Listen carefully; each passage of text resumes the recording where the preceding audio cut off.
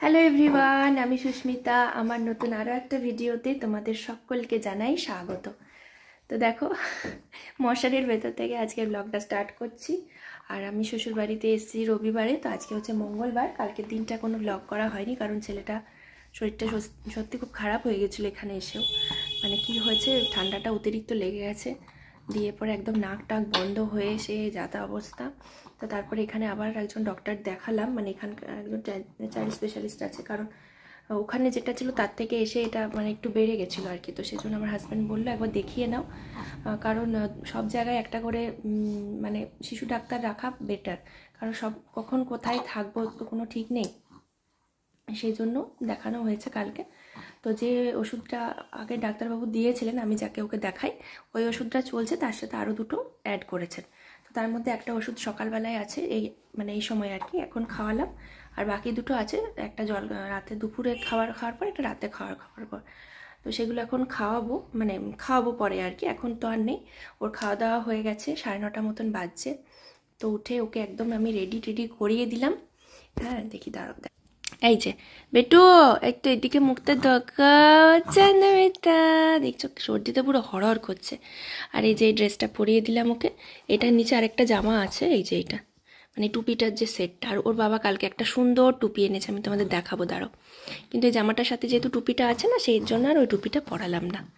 আর এই যে, তো ভালো করে এখন রেডি করিয়ে দিয়েছি। তো এখন ওকে না আমি উপরে রেখে আসবো, না হলে আমি কিছু কাজ করতে পারবো না। দেখো বিছানার অবস্থা দেখো, পুরো সমস্ত কিছু বিছানার মধ্যে নিয়েই বসেছি। এই যে কিচ্ছু গোছানো হয়নি এখনও। হাজব্যান্ড ডিউটি চলে গেছে, মানে একটু আগেই গেল, 9:15-20 দিকে গেল।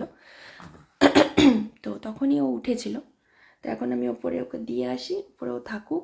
দেখতে আমি এগুলো সব গোছাবো, আমি নিজে বাথরুম যাব, মুখ চোখ ধোবো, প্রচুর কাজ আছে।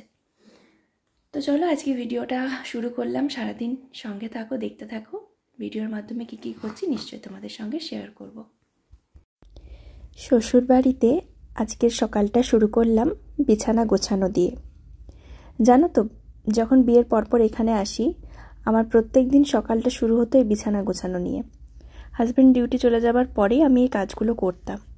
তবে এখন শুধুমাত্র বিছানা গোছানো নয়, তার সাথে অনেক কিছু গোছগাছের আছে। গোটা খাট জুড়ে এত কিছু জিনিস আছে যে সেগুলো গোছাতেই আমার সময় চলে যায়। আর জানো তো, বাড়ি আসার পরপরই আমার ছেলেটার শরীরটা এমন খারাপ হয়ে গেল। ওখানে থাকতেই একটু ঠান্ডাটা লেগেছিল, কিন্তু এখানে এসে কেন জানি না ঠান্ডাটা যেন আরও বেশি করে লেগে গেল। হয়তো জল বাতাস চেঞ্জ হয়েছে, সেই কারণেই হবে। তো আমরা এখানে ভাবলাম একবার যে ওই ডাক্তারবাবুর ওষুধটাই খাওয়াই, যেমন চলছে চলুক। তারপরে হাজব্যান্ড বলল একটা ডাক্তার এখানে দেখিয়ে নাও, কারণ হাতে থাকা ভালো, সব সময় সব জায়গায় একটা করে ডাক্তার যদি থাকে তাহলে সুবিধা হয়, যেহেতু ছোট ছেলে। সেই জন্য কালকে আমরা গেছিলাম ডাক্তারবাবুর কাছে, তো ওকে চেক আপ করিয়ে এনেছি। সর্দি আছে বলল, তবে ওষুধ দিয়েছে, ওষুধের দ্বারা কমে যাবে। আরও 2 দিন পর একবার চেক আপ করাতে নিয়ে যেতে বলেছে।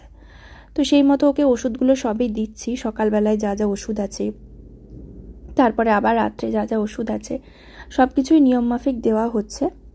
তো এখন আমি বিছানাটা গোছাচ্ছি, আর ওকে আমি রেডি করিয়ে তারপরে ওপরে শাশুড়ি মায়ের কাছে দিয়ে এলাম। তো ওপরে ওখানে কিছুক্ষণ খেলা থাকবে। তা করতে আমি নিচে যা যা কাজ আছে আমার যাবতীয়, সেগুলো সমস্ত কিছু কমপ্লিট করে নেব।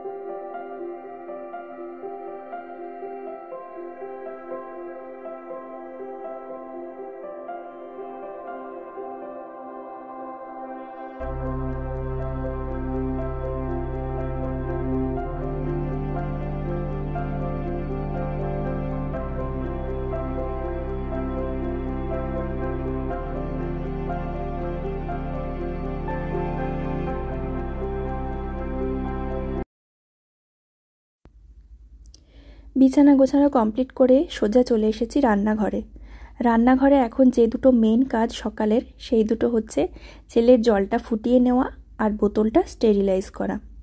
তো আমার নিচে যে ছোট্ট একটা রান্নাঘর আছে দেখতে পাচ্ছ, এখানে আমি যখন প্রেগনেন্ট ছিলাম তখন সব কিছু এখানেই করতাম। মানে ওই সকালবেলা জলখাবার, সন্ধ্যাবেলা জলখাবার, এই সব কিছু, বা রাত্রে কোনো দিন কিছু বানিয়ে নিতাম, কারণ সে সময় আমি একদমই সিঁড়ি ভাঙিনি। তো এখনও আমার জিনিসপত্রগুলো এখানে আছে। আর মা তো একটা আমাকে সসপ্যান দিয়েছে, তোমাদের দেখিয়েছিলাম, তো সেটা এখনও ইউজ করিনি। এখন আপাতত এটাতেই করছি, কারণ এখন তো সাবু টাবু কিছু ওকে খাওয়াচ্ছি না, যে কারণে ওইটা এখনও পর্যন্ত ইউজ করিনি, যেমনকার তেমনই আছে। আর এই যে কড়াইটা দেখতে পাচ্ছ, এটা কেনা হয়েছিল আমি প্রেগনেন্ট থাকাকালীনই।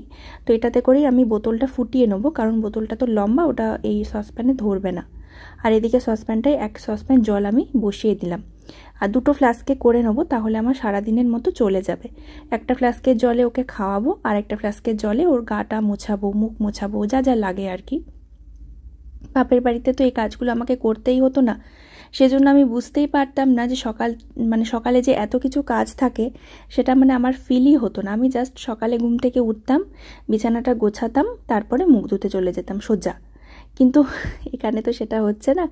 এখানে ধরো এগুলো করে নিতে হবে। হ্যাঁ, আমি বলছি না যে শাশুড়ি মাকে যদি আমি বলি করে দাও, করে দেবে না, কিন্তু এক্সট্রা একটা কাজ চাপিয়ে দেওয়া হবে তার উপর।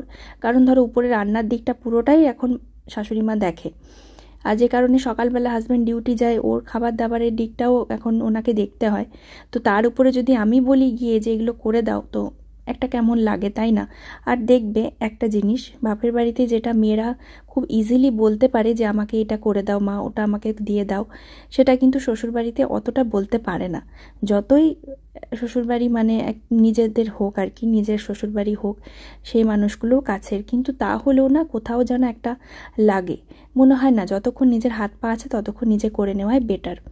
নিচে যদি আমার এই উপায়টা না থাকতো, আমাকে উপরে গিয়ে সবটা করতে হতো, কিন্তু যেহেতু নিচে আমার এই সুবিধাটা আছে, সেজন্য আমার মনে হয় নিচে সবটা করে নেওয়াই ভালো।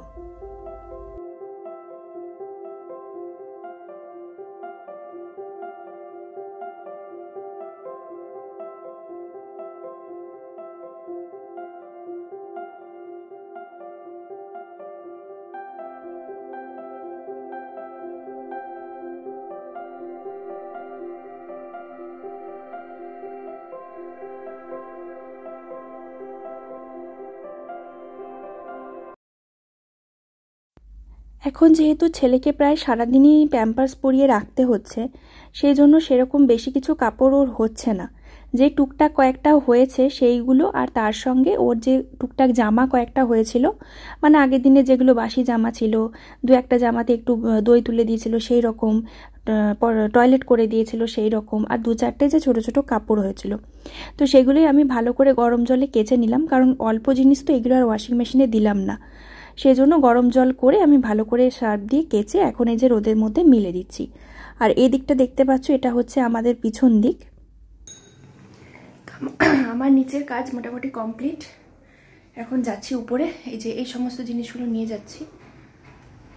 আর একটা ফ্লাস্কে জল ভরতে পারলাম, আর একটা ফ্লাস্কে জলটা হলো না, টাইম হলো না, কারণ এখন আমি অন করে দিয়ে চলে যাবো, তো তারপর ভুলে যাবো, তারপর দেখবো একদম পুরে ছাই হয়ে গেছে। তো উপরে নিয়ে যাচ্ছি, উপরে গিয়ে আরেকটা ফ্লাস্কের জল ফুটিয়ে নেবো।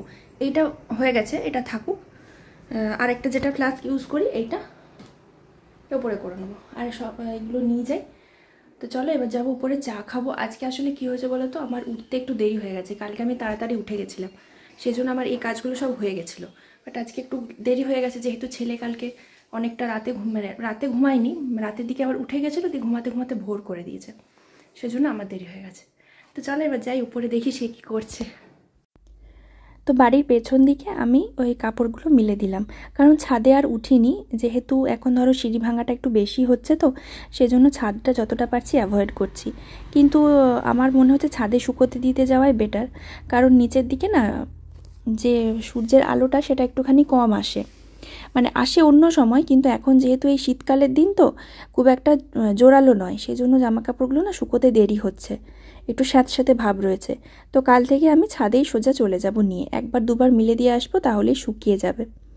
তো এখানে এখন শাশুড়ি মা আমাকে একটু চা করে দিল, বললো তুই চাটা খেয়ে নে, তারপরে টিফিনটা বানিয়ে নেবে। আর আজকে অনেক দিন পরে আমি আমার একটা পছন্দের টিফিন বানাবো, সেটা হচ্ছে এগ রোল, একদম ঘরোয়া পদ্ধতিতে একটা এগ রোল বানাবো। এটা আমি আগেও শেয়ার করেছি, আমার আগের পুরনো ভিডিও যারা দেখেছো তারা নিশ্চয়ই জানো। আজকে আর সেরকমভাবে শেয়ার করব না। ওই জাস্ট রুটিগুলো একটুখানি তেলে ভেজে ডিমটা তার উপরে দিয়ে তার মধ্যে একটু ওই পেঁয়াজ, শসা, তার সাথে লঙ্কা, মশলা, এইভাবে মানে ঘরোয়া পদ্ধতিতে। তবে এইটা খেতে না আমার এত ভালো লাগে, সেজন্য সত্যি কথা বলতে বাইরের দোকানের তৈরি এগরোল আমার আর এখন ভালোই লাগে না। মানে রোল বলতে আমার এখন এগ চিকেন রোলটাই ভালো লাগে। আগে যেমন একটা এগরোলের প্রতি টান ছিল, এখন সেই জিনিসটা নেই। মানে ওই যে হয় না, ধরো বাড়িতে আমরা যে জিনিসগুলো বানাতে শিখে যাই সেগুলো দেখবে মনে হয় বাড়ির তৈরিই ভালো লাগে, দোকানে গেলে আর সেই স্বাদটা পাওয়া যায় না। নিজেদের হাতে তৈরি করা জিনিসটার মজাটাই আলাদা। যাই হোক, এখন ওইদিকে ছেলেটা ঘুমাচ্ছে, তো মামনি বললো তুই এখন এখানে করে নে খাবারটা, তাহলে খেয়ে দিয়ে তুই স্নানটা করে নিবি, কারণ ও ঘুমোতে ঘুমোতে আমি এই কাজগুলো করে নিলে তাহলে আমার সুবিধে হবে। তো আমার স্নান টান সমস্ত কমপ্লিট, আর এই ড্রেসটাই পরলাম কারণ এটা তো কাচাই পরেছি, এটা আর কাচার কোনো মানে হয় না। তো মুখ চোখ এখন ভালো করে মানে ফ্রেশ হয়ে এখন যাচ্ছি আমি উপরে। যাই দেখি, ও যদি উঠেছে তাহলে এবার তেল টেল মাখিয়ে গাটা মুছিয়ে দেবো, কারণ যতদিন থেকে সর্দি হচ্ছে না ততদিন থেকে স্নান করানো হয়নি। আর এখানে এসে আমি কালকে আর স্নান করাইনি, কারণ ফার্স্ট জলটা চেঞ্জ হয়ে যাবে। তো ডাক্তারবাবু বললেন গাটা মুছিয়ে নেবেন প্রতিদিন, সর্দিতে দেখবে একটু আরাম হয়। তো সেজন্য আজকে দেখছি, যদিও রোদের সেরকম দেখা নেই, তাও দেখি একটুখানি উঠুক। কখন উঠে দেখি 12টা অলরেডি বাজে। তো আমার তো হয়ে গেছে কমপ্লিট। এইবারে এই কয়েকটা জিনিস আরও নিয়ে যাব উপরে। চলো যাই উপরে, দেখি কী করছে সে। তো ছেলেকে নিয়ে এখন চলে এসেছি ছাদের ঘরে। ছাদের ঘরে ওকে তেলটা মাখিয়ে এই যে রোদের মধ্যে রেখে দিলাম। এই জানলা দিয়ে না খুব সুন্দর রোদ আসে এই ছাদের ঘরটায়, আর আলাদা করে ঠাঁঠা রোদের মধ্যে নিয়ে যেতে হয় না। তো এখানে এখন ও কিছুক্ষণ এরকমভাবে থাকুক, তারপরে ওকে আস্তে করে গাটা মুছিয়ে দেবো হালকা করে। তো চলো আজকের মতন ভিডিওটা এখানেই শেষ করছি।